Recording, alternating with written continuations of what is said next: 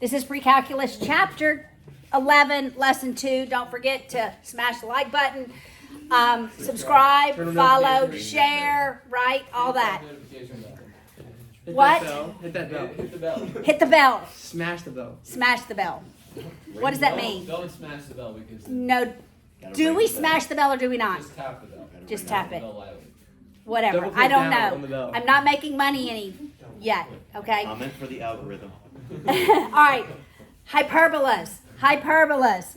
All right. Hyperbolas also have these two parabolic dishes, but instead of coming together and meeting at the B value on the minor axis, they now face away from each other. All right. So a hyperbola on whose vertices are on the x-axis looks like that. The focus points are always inside the curve because they dictate how that curve looks, narrow or fat. So our foci are inside the curve, and because the vertices are on the x-axis, we do have our vertices on the x-axis, and we still have a B value, and we use the B value for a different reason with a hyperbola as we do with an ellipse. We are actually going to graph some lines, some asymptotes. Do you remember asymptotes? Asymptotes tell us the end behavior. It's what the curve approaches as it goes to infinity. All right, so we're going to use this B value to draw asymptotes so that we know our stems, what our stems look like. All right, they approach the asymptotes. So I'll begin with asymptotes. Let's say I have asymptotes that look like this. They're the positive and negative of the same slope. It's just positive and negative of the same slope. And let's say here's my A value, here's my negative A value, and C is out here somewhere. Well, what happens is these asymptotes tell me approach the asymptote as I draw the stems of the hyperbola. So they help us in graphing the hyperbola. If they're real, let's say this was our asymptotes, which I'm going to show you how to get the asymptotes, and this was our vertices, then we'd have a narrower hyperbola. All right, so that's what we're going to use the value on that's on the y-axis. All right, so let's stick here. This is when the vertices lies on the x-axis. So we still, just like our ellipse, have x squared. We still have y squared. It still equals 1. X does not always go first like it does in the ellipse. This first value tells me what is the major axis. Wait, which first value? The first value in the equation. So, if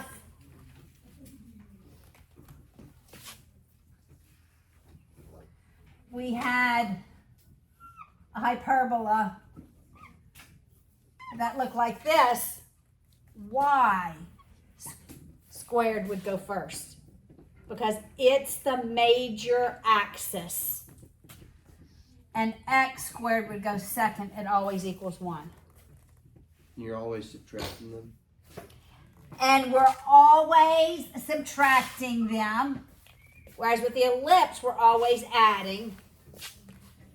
A squared always goes first.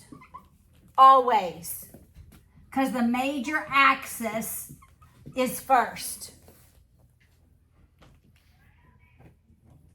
A does not have to be larger than B for the hyperbola. For an ellipse, A tells us the major axis, and it's always greater than B. But A is not always greater in the hyperbola. All right?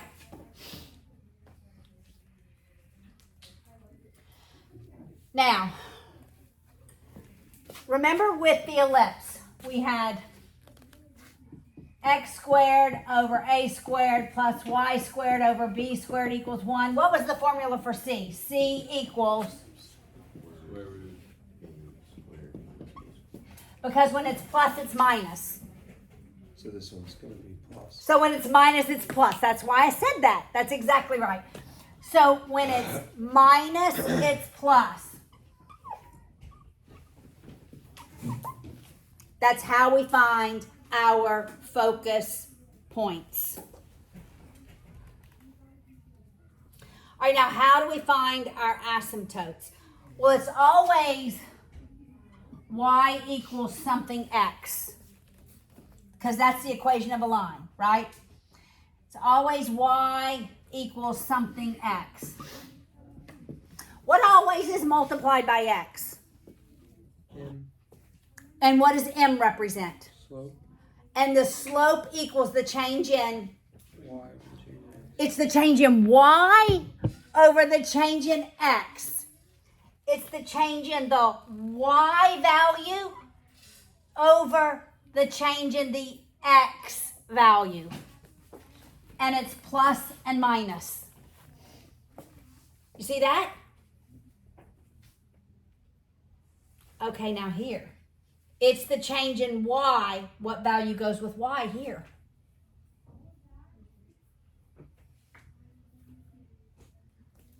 A over B. Because it's the change in the y value over the change in the So we have to x find value. the slope value to find like our C point. Your asymptotes. To find your asymptote. This is to find your asymptotes. Both of these equations are for your asymptotes. And your asymptotes are always the change in the value under the y over the value under the x, because it's slope, change in y over x. Does that make sense? Sorry. So far, so good, yeah. So in an ellipse, the denominator has a squared and b squared, and you switch them according to like which one's major. And Correct, yes. With the hyperbola, it's just you switch the y squared and x squared. Correct. The first term tells me what's the major axis. The first term? The very first term. Yeah, the minor axis is subtracted. Yeah, okay. How do you know which one's major? It's the one that's just... It'll have to be given. Okay. You'll have to have some information given. Okay? All right. So it's very similar to an ellipse, except we've added these asymptotes. So Go on ahead. the test, you'll give us like all the information we need, and then it'll say find the asymptote. Like, Or I'll that'll be- say graph it.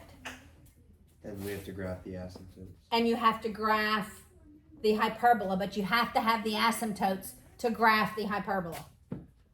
Okay, let's walk through the examples, okay? And then we'll look at a few homework problems. All right, look at example 1. I think there's only 3 examples we're going to walk through.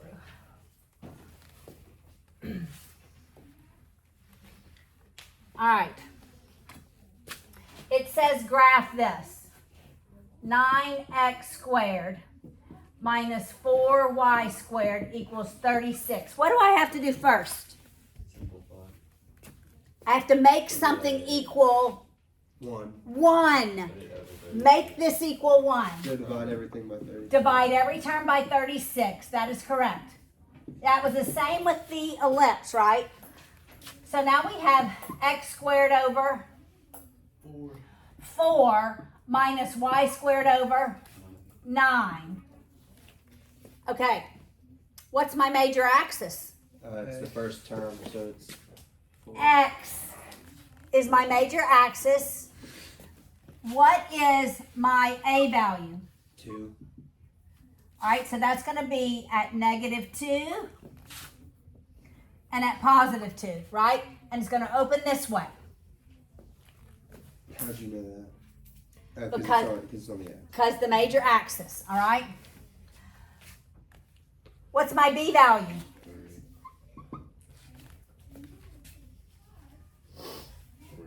3. All right, I need my asymptotes. We'll calculate C as well. What is my asymptote? Y equals, It's A over B, so it's is it A over B? No, I'm saying it's B over A because it's the first one. It's this one. It's changing Y over changing X. What? Why is it B over A? Not equals X. Okay, it's whatever value is under Y over whatever value is under X, because the slope is changing Y over changing X. Okay, so we're going to go up to 3, down to -3. Okay, so look, this is what it looks like. You're going to make a box.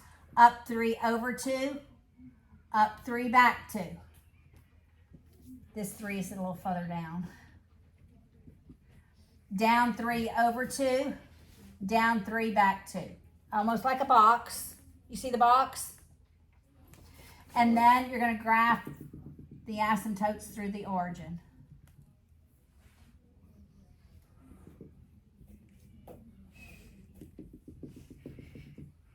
All right?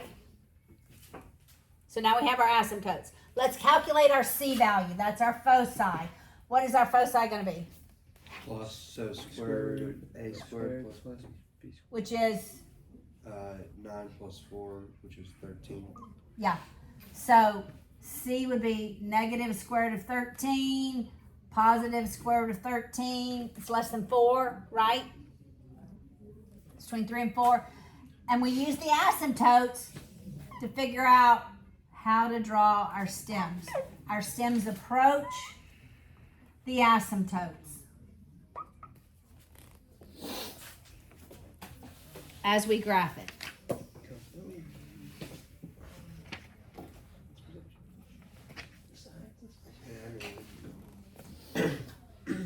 All right, so it's very similar to the ellipse. We're not going to graph any on our calculator, so we're going to example 3. Will you graph them on the test? On the calculator? No, I'll never ask you to graph them on your calculator, ever. So if it That's asks us on the homework, Don't, yeah. I don't think it actually asks you, or maybe I don't have any of that homework assigned. All right. No, I think Look at example 3. Are y'all with me on example 3? Yes, ma'am. All right. Find the equation of the hyperbola that has the vertices at 0, plus, and -1. All right, what does that tell me? The x-axis is the y-axis is the major axis. X is Y-axis is major. It goes first.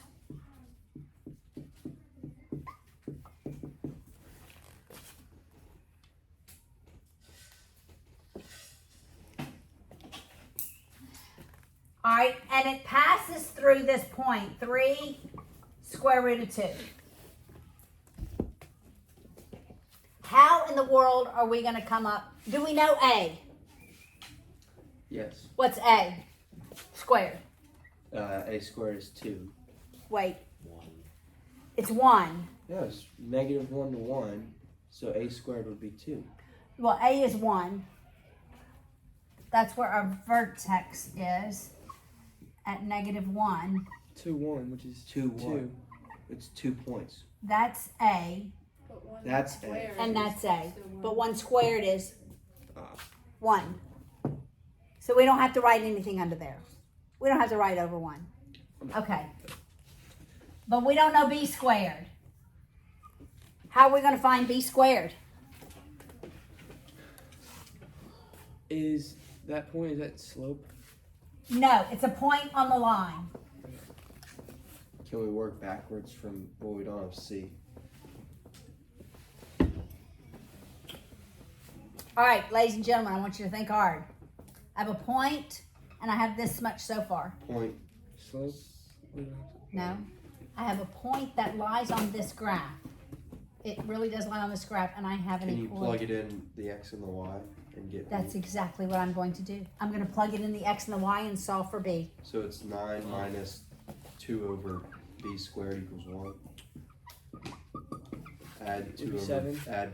Yeah. I'm going to move the 1. I'm going to move them opposite. I'm That's going to do what I 9 was minus 1, which is 8, and make that 2 Squared is over B squared. And then multiply by B on both sides. How about we swap The extremes. the extremes? So B squared equals 2 over 8, or square root of that would be, square root of 2 over square root of 8, or 2 square root of 2. Rationalize the denominator. Isn't it just 1/2? Yes, ma'am. So our B value is 1/2. Is that really the B value? Wait, I guess square root is 7. 9.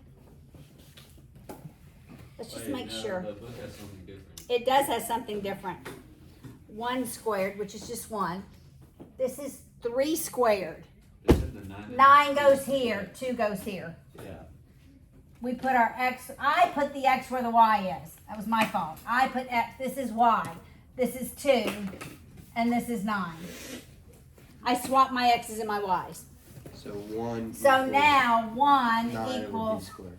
9 over B squared. So B squared equals 9. B B equals equals 3. 3. Okay, now we have B. I don't know what you got. All right, so the equation is, I'm going to erase this point. Wrong answer. The equation is y squared minus x squared over 9 equals 1. Okay, I'm just going to put that over 1 just so we know that's A, B is 3. Just so we remember that, all right? Now, that's where my vertices are. What are my asymptotes? Y equals what? Something x. What's my asymptotes? It's the slope, it's the change in y over the change in x. So what is it? So it's changing Y 1 over changing X 9. 3. So Got it? Plus and minus 1/3.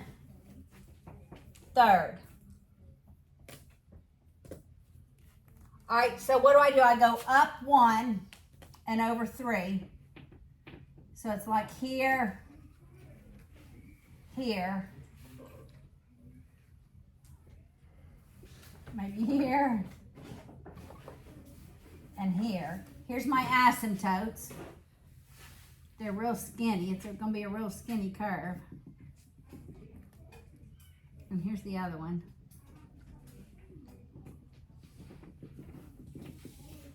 So that the curve, the hyperbola, looks like that.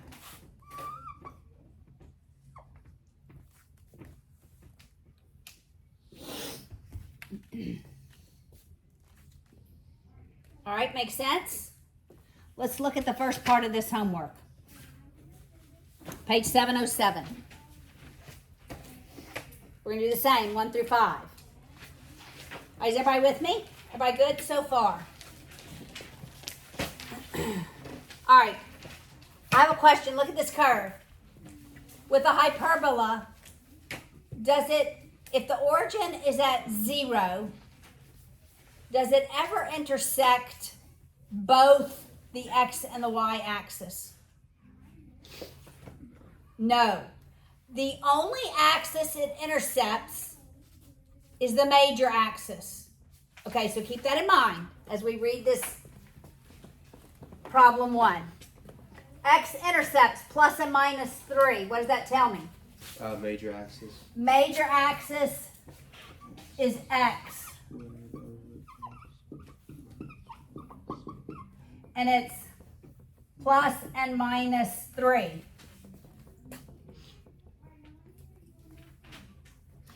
And its asymptote is at y equals 2x. What does that 2 represent? 2 over 1. So it's changing y over changing x. It's 2 over 1, So which is a over b.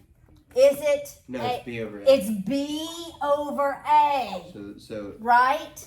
What It's is the just- a value? 1. No, really, what's the a value? What? Nothing. 9? A squared is 9, but the a value is 3. 3. So 2 over 1 equals b over 3. So it's 6. B has to be 6. Y'all see that? See how we got it? Everybody let that sink, resonate on it. Do you understand how we got it? Everybody. Audrey, you with us? Landry? Yes. All right, so now what goes under y squared? 36. 36.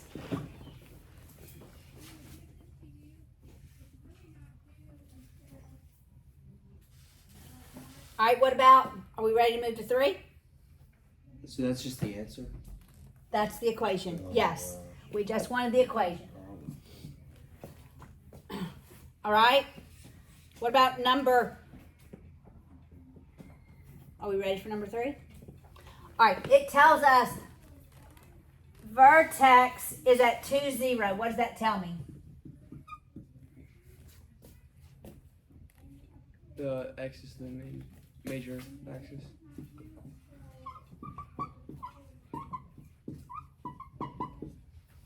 Does it tell me the a value? Yes. What's Yeah. a? Oh yeah, it's got to be plus or minus. So it's 2. A is 2, so a squared is 4. 4. Okay, then it tells me it passes through 4, square root of 3. That's x, that's y. We plug them in. Okay, you're going to plug them in and solve for b. So Okay, we're going to go on to number 5. Y'all finish that. Let's start number 5. Got it? You're going to plug that in for x and y. Remember, Paula Haley, that's x, that's y. That's x, that's y. I don't do like I did, right? Okay, number 5. Ready? Focus point is -3, 0. What does that tell me? X is the major. X is the major, but that's my C value. All right? How's that my C value? Because it said it was the focus point. Okay, what else does it tell me? And the vertex, vertex is at -2, 0. Okay, well that tells us clearly what the A value is. What's my A value? 4. A squared is 4. How do I find the B squared? Plug it into what? Equation. What equation? X. C equals C square root of A equals squared plus square root of 4 plus B squared. Because it's minus, we're adding. Square both sides. 9 equals 4 plus B squared. square root of 5.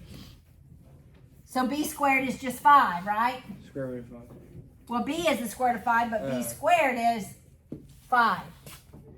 That's the equation.